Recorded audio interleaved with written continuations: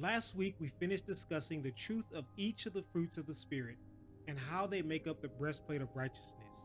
In this video, we will cover the next piece of the Armor of Elohim, which is the shield of faith, and the timing couldn't be more divine. With the banking crisis caused by the collapse of Silicon Valley Bank, leading to a greater rise of Bitcoin, many are worried about the threat not just to the American financial system, but to the global economy. And as the recession continues to take a toll on families, with the potential of World War III on the horizon, fear is beginning to settle in the hearts of many.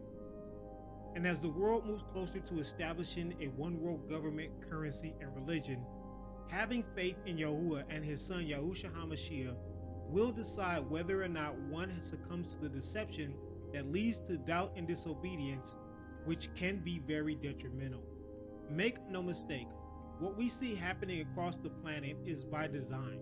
Wicked men have a goal of creating complete chaos on an international level, and out of anarchy, a one-world order will rise and the Antichrist will take center stage. And if we're not thoroughly equipped in the armor of Elohim, fully understanding each piece, we will find ourselves just like the world, taking the solution with the wrong hopes for a brighter future during this age. To know what it actually means to have and use the shield of faith, we must first understand how the scriptures explain faith.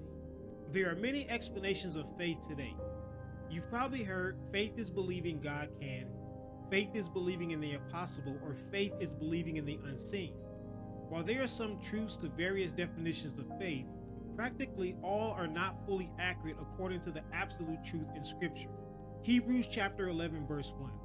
Now faith is the substance of things hoped for and the evidence of things not seen. What does that mean?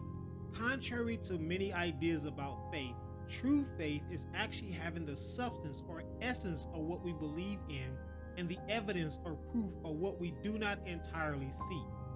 And there is no better way to really explain this than by reading and studying the examples given in the following verses. In Hebrews chapter 11, there are 14 specific examples listed about faith of the leaders of Yahuwah before the time Yahushua walked the earth. For time's sake, we will only use the description of Noah. Hebrews chapter 7.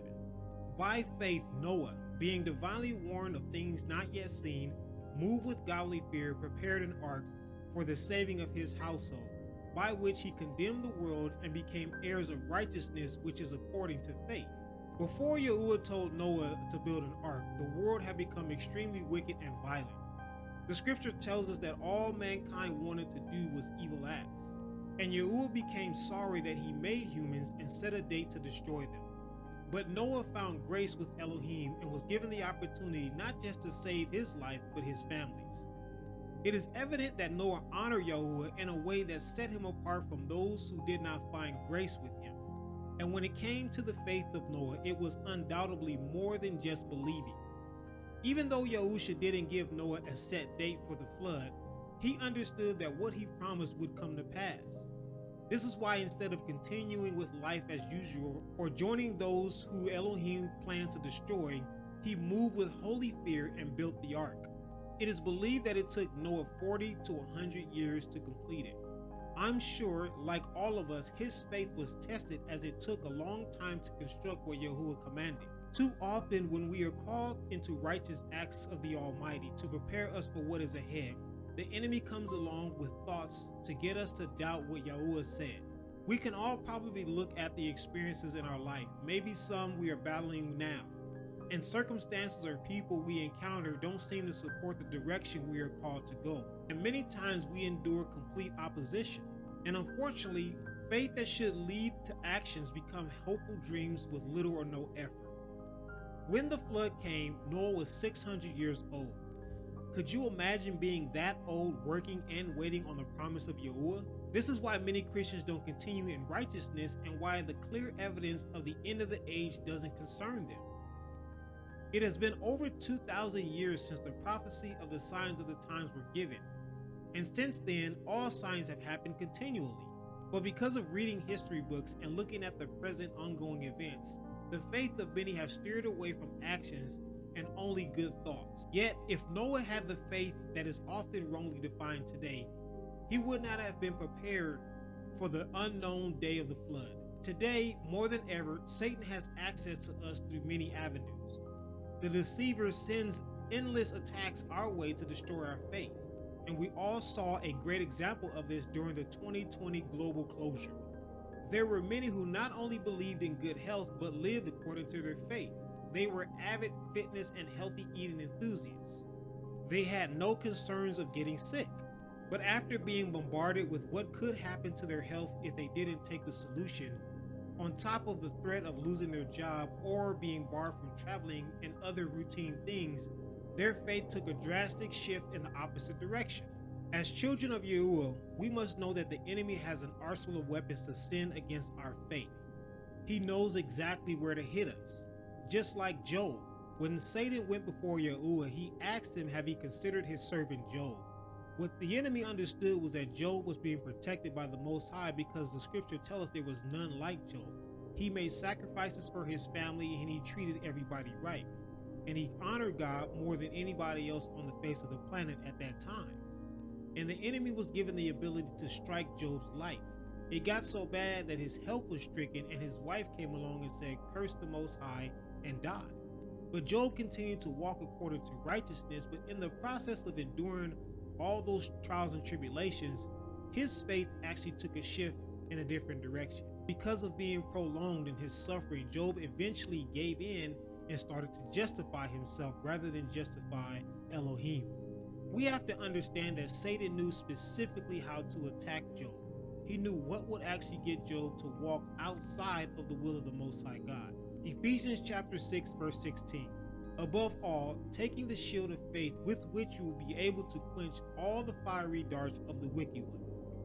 In this battle of believing against the father of lies, having and walking in the truth we believe in keeps us from being destroyed by the attacks that ultimately weigh on our hearts. It is important that when we come under attacks, we have to guard our hearts, even in the most difficult and challenging times. Proverbs chapter 4 verse 23. Keep your heart with all diligence, for out of it springs the issues of life. When Satan is given permission to wage war in our lives, the losses can lead us to become overwhelmed. Our focus begins to shift towards the things we are enduring and the hurt of the problems. And this is when the fiery darts begin to consume our faith. I remember the time when I was working for the government and I just completed a first shift headed to a second. And I couldn't have my phone on me, so I left it in the car but decided to check it to see if I had any messages. And what I found was some text messages that weren't pretty clear, and I had some voice messages. So I listened to them, and it was my kids, and they couldn't really explain what they were talking about. I thought maybe they got my wife's phone and started playing with it. So I gave her a call, and my kids were very panicky when they answered the phone. What I found out on the phone call was that my wife was having a stroke. I got in the car extremely fast and sped home. We get to the hospital and the doctor asks her how long has she been having it. And she's trying to make this out and she really can't. And we come to find out it was about 4 hours that she was having a severe stroke. And he was shocked that she was even still alive. I was very concerned at that moment that I was losing my wife. I started crying and I became very afraid. But my mom was there and she looked at me and she said, there's no time to fear, there's no time to cry, we need to speak the truth. So we started to declare the word of the Most High God. No weapon formed against you shall prosper, and by your stripes we are healed. And I began to believe that, and not the thoughts of death or defeat that the enemy was bringing to my mind. 2 days later, the medical staff wanted to keep my wife in the hospital, but we were ready to go. They were completely shocked that she had absolutely no evidence of a stroke, and they wanted to run multiple tests continuously. I even had the head doctor come down and hand me his business card so that we can hang out longer and he can do multiple tests to see where this stroke went and why there are no symptoms. We have to be intentional in our walk by faith. Taking the time to study the word of Elohim and being ready to defend against the enemy according to the tactics he brings is essential for us to be victorious.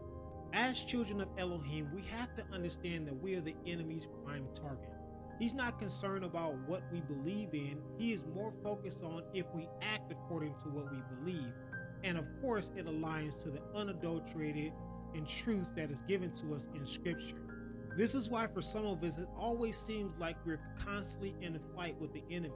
Whether it's our finances, our family life, our health, our state of mind, It's almost like he's continuing to send arrows our way. But the reality is he is, because he knows the power of a witness. He knows the power of a testimony.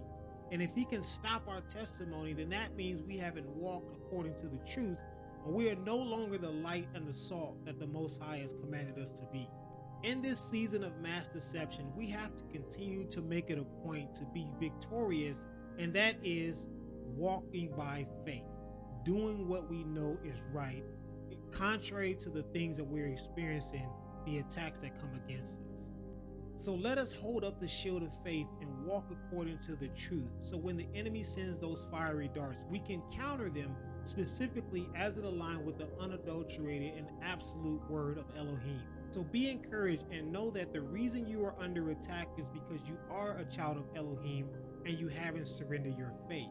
He wants you to give it up, but you have to hold on to it so that you can continue to receive the promises in this life and the life to come.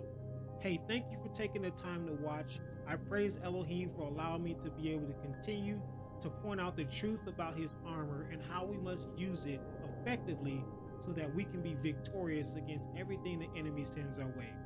If this video encouraged you, please feel free to like and subscribe, as well as share with those who need to know that we have to have his armor to be warriors that win in this season of complete defeat. Don't forget to tune in next week, Elohim willing, as I explain the helmet of salvation, the next piece of armor that is critical for us to be victorious against the satanic attacks that come against those who are called by the true and living God of heaven. Hey, you guys have yourself a phenomenal day, and remember, always be blessed.